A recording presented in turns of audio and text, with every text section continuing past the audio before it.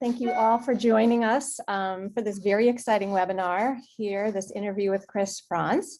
We're so excited to have this chance to speak with him and to hear more about his new memoir, Remain in Love. This event is being recorded for anyone that isn't able to make the live event. I'm Kathy Megrue-Smith. I'm a 1988 graduate in graphic design from RISD, currently an abstract painter here in Norwalk, Connecticut. I'm also involved in creating the new Connecticut Alumni Club, which is very exciting. It's been a great way to reconnect with fellow artists, make connections, and reconnect with RISD. RISD's actually been making a really serious effort to support alumni during these unprecedented times. We all feel very isolated. They've come up with all kinds of ways for us to reconnect, including the new mentorship program, the RISD alumni clubs, affinity groups.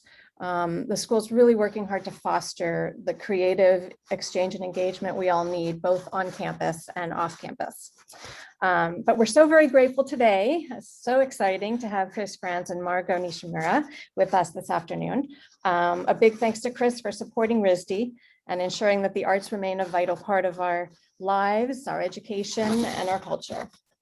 And I will talk about Chris first. Chris Frantz is an author, painter, drummer, songwriter, band leader, recording artist, and record producer. He's a founding member, as everyone knows, I'm sure, of Talking Heads and the Tom Tom Club. As a Talking Heads member, Chris was inducted into the Rock and Roll Hall of Fame in 2002 and received a Grammy Lifetime Achievement Award this year. He has appeared on 20 albums that have sold over 12 million copies, earning 9 gold records and 5 platinum records. This month, Psycho Killer, a song he wrote in Car House at RISD with David Byrne and Tina Weymouth in the painting studio he shared with Tina, surpassed 200 million streams on Spotify. Today, we speak with Chris about his memoir, Remain in Love, and about his days as an art student at RISD, where he majored in painting and on creating the music that defined a whole era. And Margot Nishimura is an art historian and educator. You probably have seen her in the library, some of you. She has a specialty in medieval and Renaissance manuscripts and more than 3 decades of experience in museums and libraries. She was the deputy director for several years at the John Carter Brown Library, and more recently, the director of museums at the Newport Restoration Foundation. As Dean of Libraries at RISD, Margot oversees the Nature Lab, campus exhibitions, the Center for Arts and Language, Fleet Library, 4 departments that nurture not only the artist, but also the reader, the writer, the curator, the collector, the maker, the scientist, and even the occasional musician. Prior to the pandemic, Margot launched a popular series of faculty book talks in the living room at Fleet Library, and she's very excited to expand this multidisciplinary series to include alumni authors. So I will turn it over to you, Margot. Thanks, Kathy, and thanks, Chris. It's so good to see you. Oh, it's wonderful to be here. Thank you very much. Well, listen, I'm sure everyone here, I know we have a lot of probably your fellow Connecticutians, however you call yourselves, and other alums, and I'm sure they're all wondering where, the thing with Zoom is we never know where we really are. I'm not really in the library, but I'm trying to make you think I am and to attract you all to come in when we can again. But where have you spent your COVID days this last year? And, Ooh, me? Yeah. Well, right here. Actually, Kathy, I'm practically your neighbor. It seems we have to get together. I'm in Fairfield, town of Fairfield, but don't tell anybody. Yeah, well, there's clearly a beautiful pond out your back door or something like that. Yes, we're very fortunate, extremely fortunate to have moved here back in the mid 80s, 1985, from New York City. And it's been a very good place to spend this pandemic because, it's first of all, it's lovely and we're surrounded by nature. And also, I was able to accommodate my family here and some of my extended family. So we've been like a nice little pod together here in Connecticut. And my book came out last summer, actually, in July. And I've been doing a lot of little talks such as this, more like conversations. That's my preference. And so Well, I was wondering, yeah, I've been about that here. because yeah. Some of us have been baking sourdough bread and doing, jigsaw puzzles, and others have been launching, memoirs of lifetime musical careers. So, what has that been like? Well, I'm very happy to say that it's had a good reaction for the most part. A couple of people didn't like it. How dare they? Oh, no. But it's been, financially rewarding, and it's been, I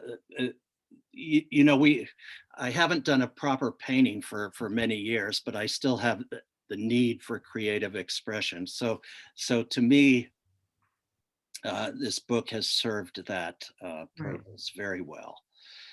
And you did there's an audio book, and you did the voice for that, right? You read for the audio book, and yes. So that what was that like? That was harder than writing it.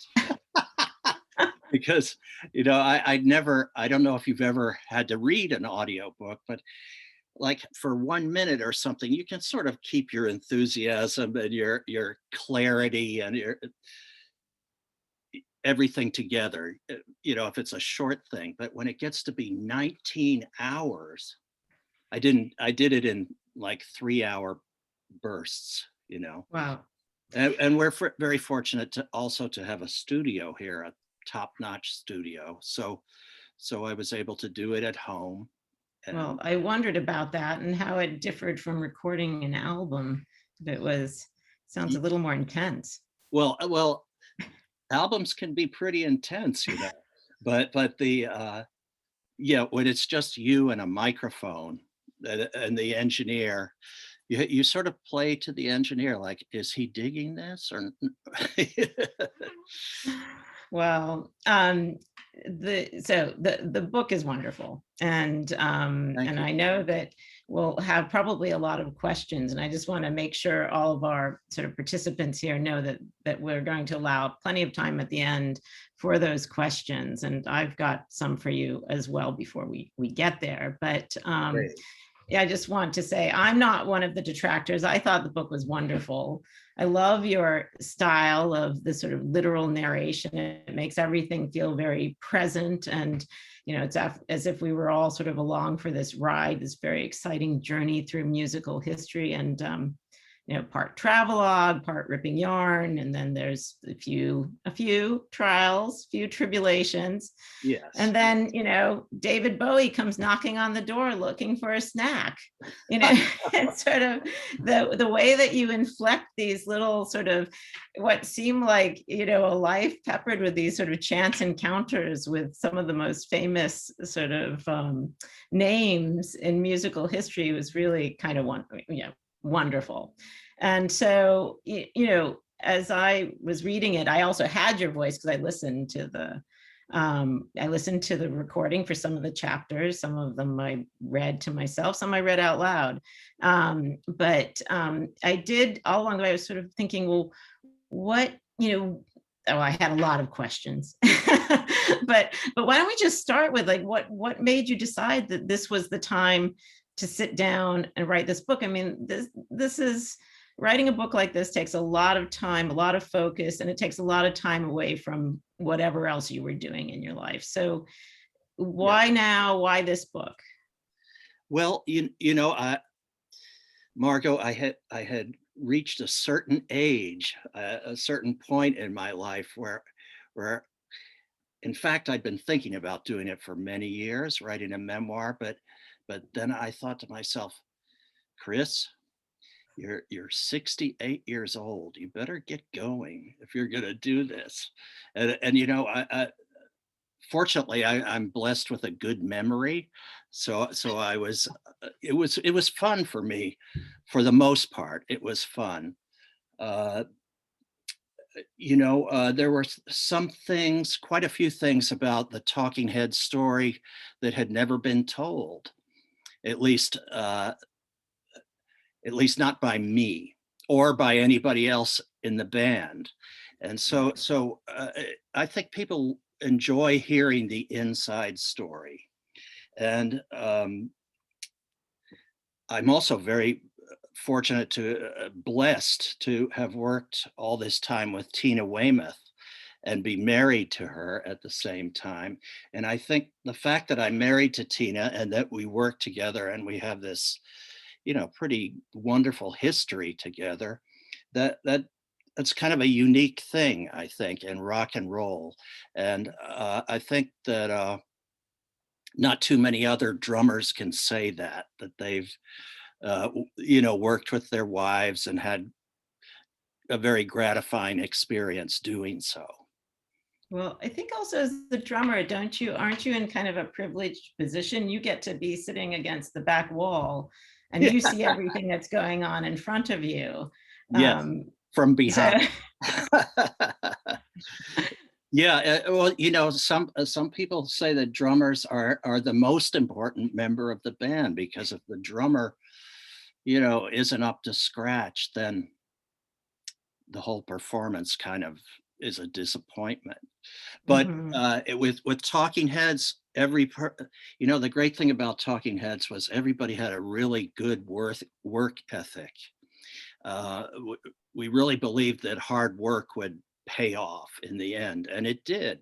And I could count on David Byrne to do his thing, and I could count on Jerry Harrison, our keyboard player, and other guitarists who didn't go to RISD but went to Harvard, so it's not so bad. Okay.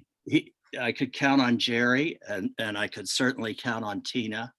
So we had well, not to mention other people I mentioned in the book, like our crew and our agents, and even back to our teachers at RISD, before we formed Talking Heads, were very influential.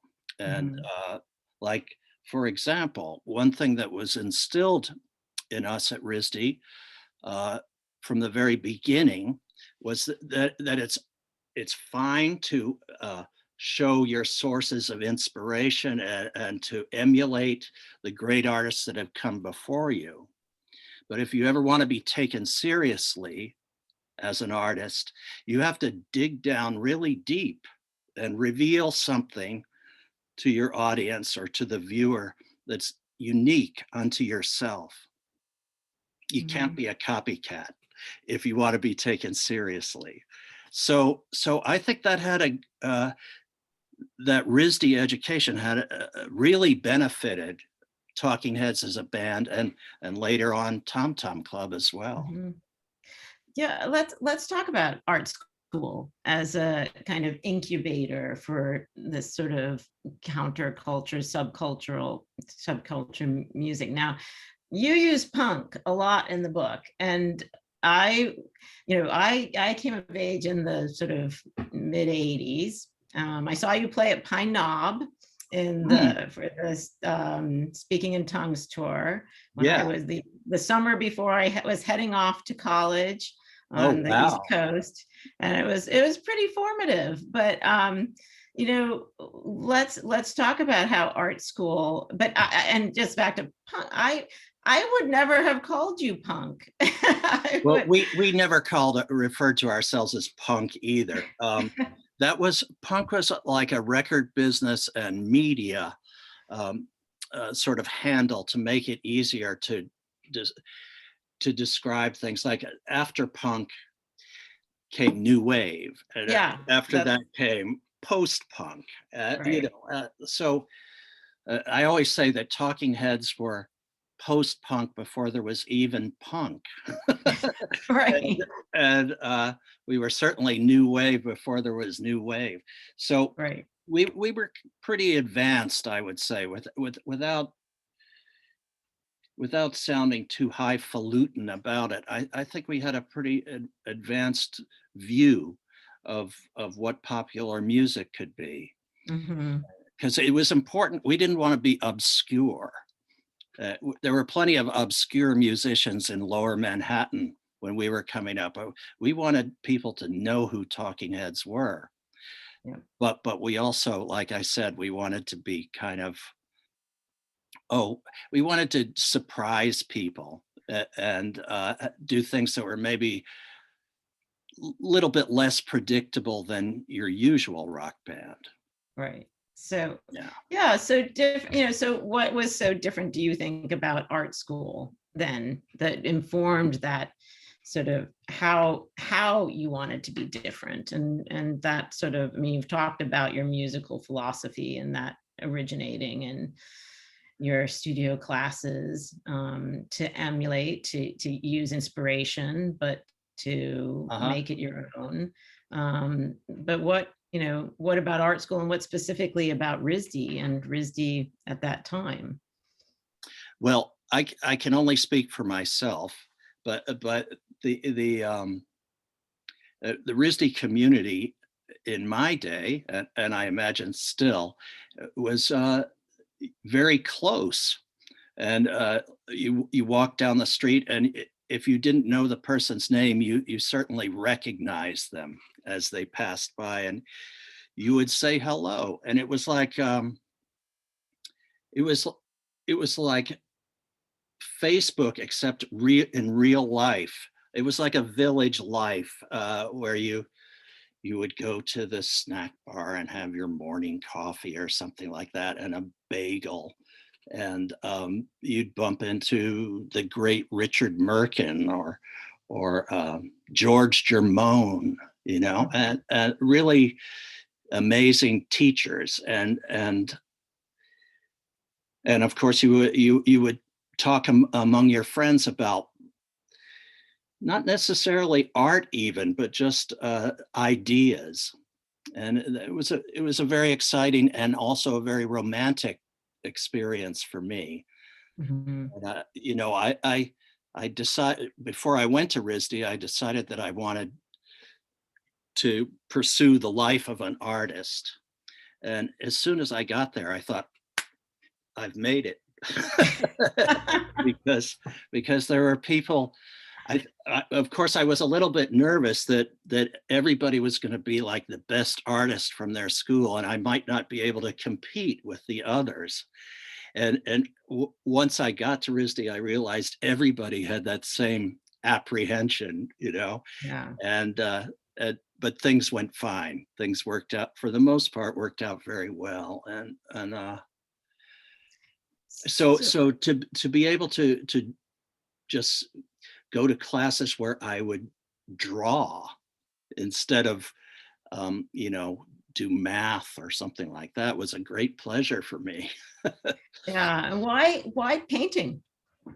Well, I painting was what I looked to in those days.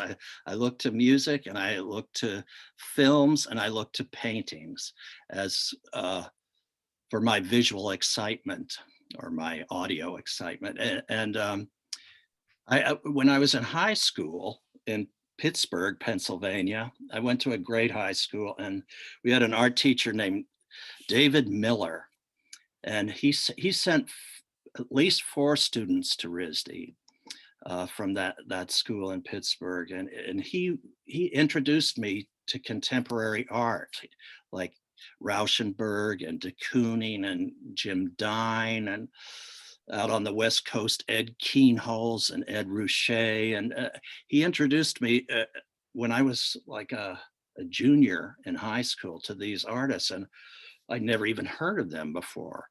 Like the only contemporary artist I knew about was Andy Warhol, so who of course is pretty great, but and who we eventually got to meet and even have lunch and go to parties with and stuff. So, but I just decided I wanted to be an artist, like everyone else at RISD. Right. Yeah. And so do you think, So there are a couple of questions I have in there too. I mean, one is just, what was the scene like in Providence at the time? Because I know that there certainly was a kind of underground music scene. There's a band called the Fabulous Motels that was I write about them in my book. A couple of them, or maybe three of them, were RISD students, and others were people that had always lived in Providence and who were part of the RISD lunatic fringe. And they were, the thing about the Fabulous Motels is they were really fun to watch. It was a real performance, but they were also challenging intellectually, and they were kind of like a cross between Dada and Laugh-In, that TV show Laugh-In. Yeah, it was just a really good time. They would play at dances in the refectory, and that was the music scene that I knew in Providence. I wasn't aware of too much outside of the RISD community. Yeah. So there are a couple of things there too. When you say, and I think it's when you're mixing one of the songs from Remain in Light, I think it was Zimbra, and you talk about that pointing you in a new direction, and you say that the sound we were creating was a little bit art school, a little bit modern, and had a healthy dose of swinging African and Afro-American polyrhythms. So when you say it was a little bit art school, and this is a thread art school sort of weaves itself in and out of your narrative, but what is a little bit art school? Well, what I meant there was it was experimental, and we were actually, the lyrics were lifted 100% from the Dada poet Hugo Ball, who was actually, oh gosh, his real name escapes me at the moment, but Hugo Ball was his nom de plume. But he wrote this poem, which was, gibberish, but sounds really important and like really serious. And it was actually our producer, Brian Eno's suggestion that we, because the song Zimbra had been an instrumental up until that point. We didn't have a vocal for it yet.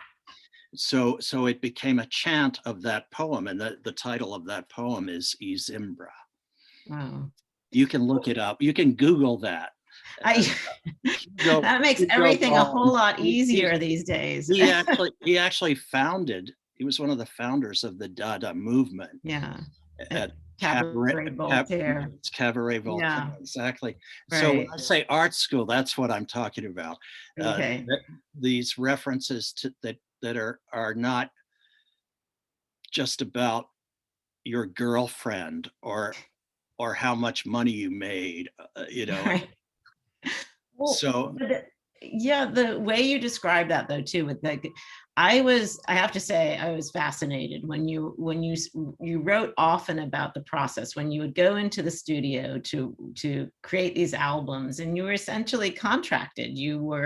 And that's where I think the good work ethic comes in, is that you know an album is expected, you're going to go and you're going to make an album, but that you would go into the studio just with a few sort of rhythms or the sound, but not lyrics yet, was I thought kind of that was like that behind the scenes, oh my gosh, where you're revealing the magic trick or something, yeah. And that sort of additive kind of iterative and layering process of making songs in a studio album, then made me think, is that not unlike sort of the process both of sort of writing but also of painting? And here is that there's a process piece there that must connect, I think, to your earlier ambitions. Yes, you're right. And we always created our songs more or less that way.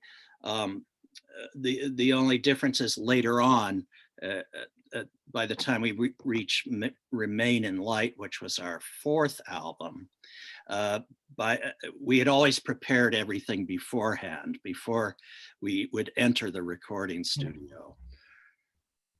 Actually, the third album, Fear of Music, which Zimbra was on, was recorded in the loft that Tina and I lived in Long Island City, and with a mobile recording unit. But before that, we had always been very well prepared before we went into the studio, because we were on a budget. But by the time we got to Remain in Light, we were kind of like, screw the budget. We're going to go in and we're going to do something that's really, artistically challenging and yet funky at the same time. And somehow we managed to do it. Yeah. But it was only after we'd achieved a certain level of sort of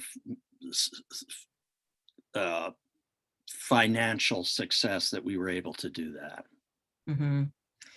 So do you think, I mean, it seems to me that you get a lot of joy out of working together with all the different artists that you talk about in the book.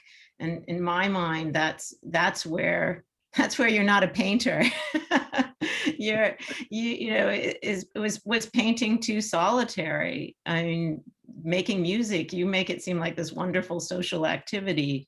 And I wonder if that's, that's hard to find actually in the fine arts, that sort of collaboration. Do you think so? I guess so, when you're in your studio, but don't you go to parties afterwards? But when you're creating, it's sort of, I don't know how many, I mean, there's Gilbert and George, there's, Tim Rollins and KOS, there's, how many sort of collectives are there that paint? Yeah, you're right. You're right. But I guess writing is more like painting in that respect. Right. But I enjoyed the process of writing, and I always enjoyed painting. I didn't mind being alone, but I must say working with a band is more fun. It's a really good time, and it's been said before, but a good band is like a good marriage. Everybody's performing well and appreciating each other and just, really getting it on. Mm-hmm. Yeah. And in some marriages, things don't work out sometimes too. Sadly, yes. So, right. But can we talk a little bit also, you mentioned in your book also sort of the, people come in and out as you're traveling the world, and you're in New York, you're in LA, you're in London, you're in Tokyo. And often these people who come in and out are your RISD colleagues. And yes. I kept sort of having to look and say, oh, I wanted to see Andrea Kovacs's photography from reading about her in your book, and then Mary Lambert. And I had no idea that it was a RISD alum who did the Like a Prayer video. Oh my gosh. So yeah. Well, she actually, Mary's a great director, and she actually did 9 videos for Madonna. And not just Madonna, she worked with Janet Jackson. I mean, she even worked with Motley Crue. Can you imagine? What's a nice girl like that doing with Motley Crue? I don't know. What's a nice band like this doing with the Ramones? Yeah.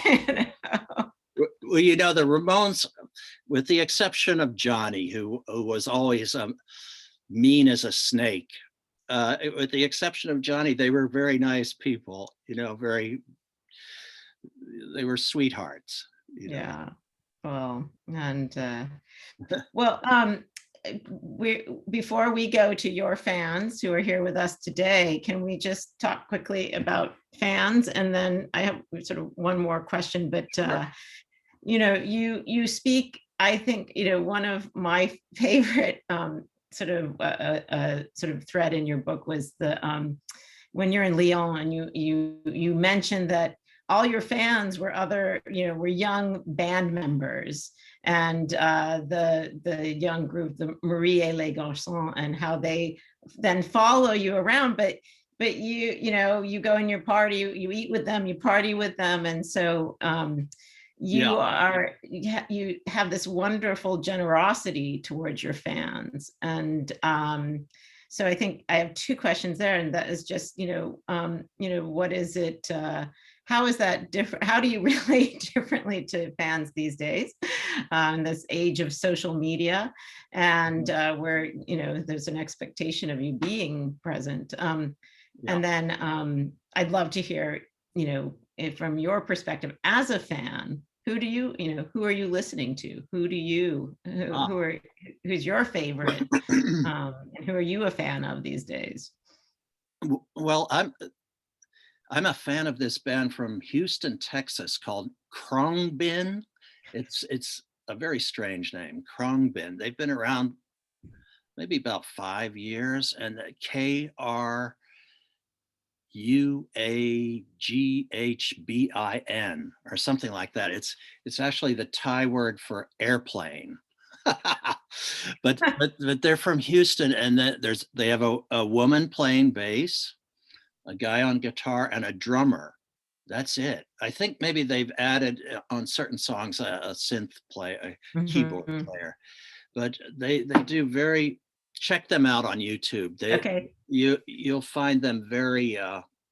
They're both like funky, but also sort of meditative and soothing at the same time, and hip. They're hip.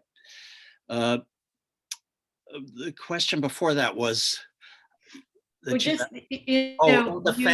fans and the age of social media. I love the fans, although I don't like it when people send me stuff to autograph in the mail. But because then I have to remember to do it and send it back. But I love the fans. My manager used to say, Chris, don't be so nice to the fans. You gotta leave them wanting to a little more, So Tina and I have both always done our best to be friendly and appreciative to our fans, because with no fans, no record sales. Yeah. And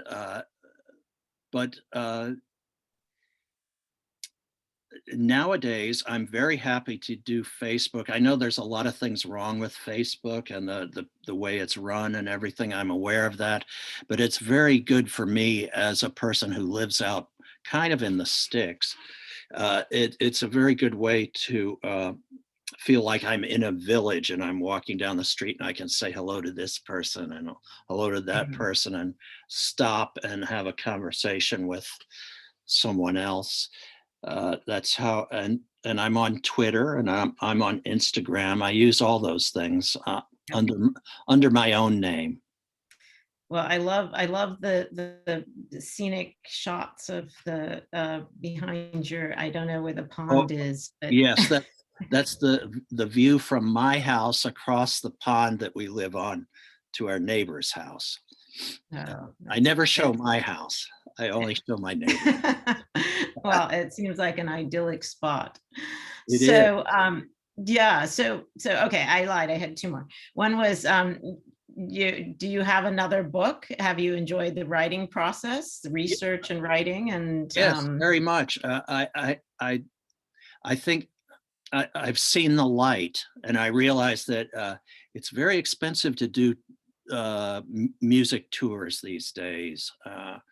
The cost of a bus is, and even if you don't have a bus, even if you're just riding in a van or something like that, but everything mounts up, and so it's very expensive. And Pine Knob, if we could play all the sheds, that Pine Knob was the first shed, one of the first, and they call them sheds in the music business, and they're sort of indoor/outdoor venues that are very pleasant for everyone. And if we could do a tour of those places, that would be great.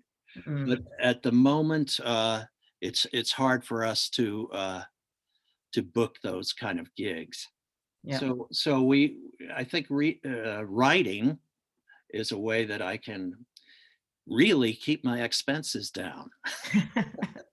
Well, and your fans entertained. Yeah, yeah. So speaking of fans, I think we should go to some questions. I'm just noticing. I mean, Oh, yeah. I could keep peppering you with questions, but let's see what we have. Yeah, we've got a lot coming in. So I'll just start. When you were a student at RISD, did you ever take advantage of the cross registration at Brown? And if so, what classes did you take? I did not. I was very content just taking the classes that I had to take at RISD, but I became friends with some people who were doing the opposite, from Brown coming down to RISD, one of whom has written a great book himself, several. Andre Leon Talley, the creative director at Vogue magazine, who is, pretty flamboyant and outrageous. And even when he was studying, I think, French literature at Brown. And there were a couple of other people from Brown that I became friendly with. A guy named Nick Nechvolodov. And later on, we performed at Brown with Talking Heads several times. And Tom Tom Club, we played one of their spring weekend things. But no, I didn't. I listened to WBRU a lot. Sadly, I don't think that really exists anymore, does it? Or the radio station at Brown? I believe it does. They might have changed formats or something like that. But anyway, I didn't feel the need to study go elsewhere at Brown. But there was another question: which teachers were most influential for you at RISD? Well, one of the first was George Germone, who was he taught me during my freshman year, and a guy named David Brisson taught two-dimensional design. And the big one was Richard Merkin. Yeah. Richard Merkin, I didn't really have any intention of ever becoming a figure painter. He taught figure painting, but he revealed a lot to me that was, really important to know. And he was a lot of fun. He was a real dandy, with a handlebar, no, not a handlebar mustache, but a very full kind of Weimar Republic mustache. And he dressed in very flamboyant clothes with ascots and ballet slippers on his feet. And he was a lot of, there was also a fellow named Michael Ashcraft, who was my painting teacher, and he did beautiful work himself. And he only spoke kind of when spoken to. It was like, if you had a question, he would be happy to talk about something, but he kind of left you to do your thing otherwise. Yeah. All right, another question. How did you meet Tina? And could you share how you realized you were in love with her? Well, that's in my book. I was going to say, I did read it, but maybe you don't want a spoiler. I first saw her, I was sitting at the RISD beach. It was the beginning of my second year. Tina had transferred into RISD from Barnard College. And so it was her first year. So she was one of the new kids. And I was sitting on the RISD beach with Charlie the model. I'm sure you all remember Charlie the model, and he was one of the school's models, and big burly guy, a real sweetheart. And he referred to everybody as his friend. If he'd only ever said hello to you once, he called you hello, friend. So anyway, Tina came by on a bicycle on Benefit Street, right by Carr House and headed towards Joe's sandwich shop where her apartment was down there. And anyway, I saw her go by and I said to myself, oh my God, look at that. And I said, Charlie, look at her. Have you seen her? And Charlie said, oh, that's my friend. That's my friend Martina. So I thought, Martina, wow, how am I ever gonna, meet Martina? The next day I had a painting class, my first with Richard Merkin, and I'm setting up my easel and putting the canvas up and everything. And I look over and there's Martina on the other side of the room. And I was able to introduce myself. And of course, she already had a boyfriend, a different boyfriend, of course. But I was very patient. And you won. Eventually it worked out, yeah. Here's another one. One of my favorite aspects of the book was how much your enthusiasm for all types of music is woven in with the mentions of the concerts you were seeing and records you were spinning. What was the last live show you saw? And are there any new artists you're excited about? Well, yes, I'm very excited about this electronic band from Brooklyn called Xeno and Oaklander, Xeno and Oaklander. They use vintage synthesizers, analog synthesizers. There's nothing digital in their mix. And they're very European sounding, but they're based in Brooklyn. Okay. And I love what they're doing. There's a whole lot of electronic music, and some of it called electro in Brooklyn that's very hip. And I like it a lot. It doesn't have a lot to do with rock and roll. It's something else.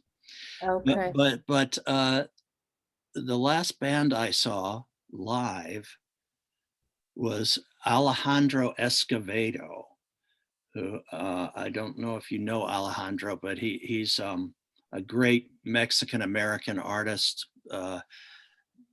based for many years in Austin, Texas. And he played up here in Connecticut just before the pandemic closed everything down. And we always go see him when he's in the neighborhood. Alejandro Escovedo, it's fantastic. Good to know. Maybe I'll be able to make one of those shows when he's back. Yeah, he plays at FPC. Okay. Another person really loved your book, said it was a wonderful book, remarkable detail, and wanted to know, amid the swirl, were there deliberate decisions by you at steps along the way to reflect certain principles? Deliberate decisions along the way to reflect certain principles that you have. I wonder if they mean me personally or the band as a whole. Well, the band as a whole, we always tried to convey to our audience that it was important to take charge of your own lives and to, like, if you wanted to do something, well, do it and work really hard on it. And we always respected people that were, whether we actually liked their music or not, or whether we actually liked their paintings or not, we respected people that were out there doing it and making the, fighting the fight, Let's see, another one. How have you sustained your creative practice and energy over time? Has this energy changed or evolved throughout your life? Yes, it has changed and evolved. And when I was younger, it was full on like a fire hose of what I felt like energy and maybe some the need for creative expression, and it was just very strong. And I think all of us in our band felt that. Nowadays, I You know, that lasted for a long time. That lasted for maybe 30 years. Or now I'm more reflective, and I think about things, and I feel like I don't want to do something really stupid now and ruin the whole thing. I better be careful. I better be careful not to do the first thing that pops into my head. Let's see. Someone said, can you talk about the Tom Tom Club a bit? Was there not room in Talking Heads for what you did in Tom Tom Club? Oh, we were always very happy with Talking Heads, and Talking Heads had plenty of room for everything. But with David Byrne saying that he was going to make a solo album and he didn't know how long it was going to take, and then Jerry Harrison said, well, if David's going to do a solo album, I'm going to do a solo album. And so we thought, well, that's going to take at least a year, you know, from start to finish. We better do something. And our accountant said, yes, you better do something, because we've done this big tour after Remain in Light, a tour of the world with an expanded lineup of the band. And, you know, it was a historic tour, and everybody who saw it thought it was great and everything. But at the end of the tour, there was no money left. So we had no money either to speak of. And our accountant said, you better do something. So we were fortunate to have a relationship with Chris Blackwell of Island Records. And Chris Blackwell said, Chris and Tina, come down to Compass Point Studios in the Bahamas and cut a single. And if I like the single, then you can do a whole album. Now, we'd been to Compass Point twice before already to make more songs about buildings and food, and also Remain in Light. So we loved the studio. We loved being in Nassau as opposed to being somewhere like 8th Avenue in New York City. And so we went down there. We cut a song which ended up being called Wordy Rapping Hood. And, you know, Tina and I just did an interview yesterday with a magazine in Belgium that's doing like a whole feature on the song, because it was #1 for 10 weeks in Belgium. Wow. And so we did this one song. It was a hit. It wasn't even released in the United States, because it was just released in Europe and Latin America and England. And it was a major success. So then Chris Blackwell said, do the rest of the album. And he kind of gave us carte blanche in the studio, and we recorded the rest of the album in the spring of '82. And, you know, it was like magic. That first Tom Tom Club album was really like magic. We had a friend of ours come down and during the recording session and do the artwork, a guy named James Rizzi, who unfortunately is no longer with us, but who had this style that we liked. Tina called it urban primitive. It was, he did the first two Tom Tom Club albums for us.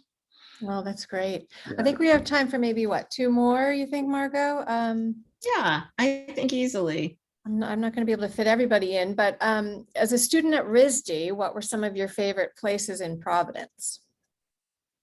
Oh, well, there was, of course, Joe's Sandwich Shop, which later became Jeff's, there on Benefit Street.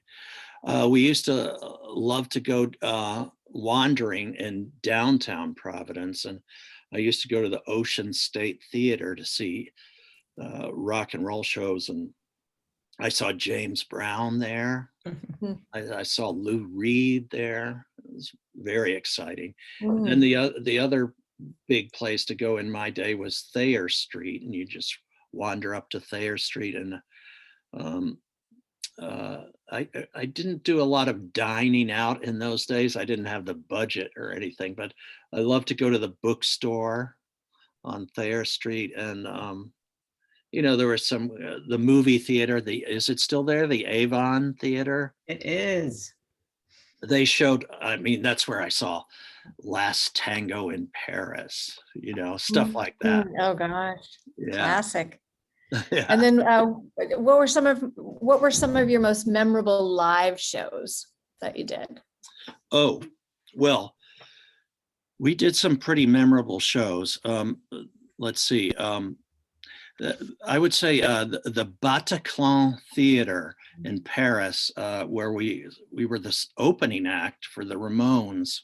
It was the first tour we ever did, first tour I ever did, and first time ever in Paris, and it was totally exciting and really had every aspect that as a young musician you want to have. Like the audience was appreciative, the sound was good, the ambiance was good, and I think we got 3 encores, even though we were a support band. So we were like, oh, these are our people. But then, you know, the same thing would happen in Belgium and in Amsterdam and later on London. And so I love touring Europe. I really do. And I love going to Japan. And I love certain cities in the United States, especially because I can see some of my old friends there. But you know, you've driven around on the interstate highways. You know what the United States has sort of become to look like. And every exit has the same restaurants and the same motels. But if you go to New Orleans or San Francisco or, you know, Charleston, South Carolina, or Providence, Rhode Island, these places still have their own flavor. Yes, absolutely. Let's see. Have you continued to make visual art throughout your life? And if so, what form does it take? Well, I think you mentioned painting, right? I've done some painting, not a lot. I really sort of like the music took over. I've done a couple of album covers for Tom Tom Club. And I worked on some album covers for Talking Heads as well. That's visual art, right? But you know, one of my next projects is I've never done illustration before, but I have these 2 beagles that I love and adore, and I thought, you know, they've traveled with us through Europe and stuff, and the United States, and I thought about doing a little kind of my travels with Poppy and Kiki or something like that. Poppy and Kiki in Paris, and illustrate it myself. And you know, I really have to get to work on that because I haven't done any proper drawing for a long time. And I realize there are people that do it every day that are really good. So I have my work cut out for me. Well, there's still time. Well, I guess we probably have time for one more maybe, or are we getting close? Yeah, I think we have a few minutes for another. All right, we've got one that says, would you ever consider teaching a course at RISD, the importance of music as a creative outlet? I would be happy to, but you know who would be really good at that would be Tina, because Tina is a much better, I think, a much better teacher than I am. Well, I'm more like a student. You know, we do often have co-taught classes. Yeah, that would be nice. You know, and I don't know if you know about our spatial audio studio, which is now about 3 years old. It's actually opposite the library in 15 Westminster, and it's an array of 20 some speakers and a lot of sort of audio sound sort of experimentation there, but sound design. You can get in there and actually like play Pink Floyd under it. It's like really amazing and trippy, but that's not what it's for. They call that sound design. Right, exactly. So well, but you know, it might be kind of fun, another sort of way to experiment with both writing and sound and just sort of a whole sort of three-dimensional approach. I would love to come. That'd be so much fun. Yeah. There we go. Good. That sounds Well, great. listen, I think I wish we could have gotten to all the questions. There are also a lot of comments just telling you how wonderful your book is. People Oh, just think thank it's you. amazing. Thanks everybody for tuning So, in. yeah, I'll leave those comments so you can read them later. But thank you so much for doing this with us, Chris and Margot, for your Thank you, interviewing. Kathy and Really Chris. enjoyed it. This has been And- such an amazing webinar. So thank you again. My pleasure. Thank you. Take care.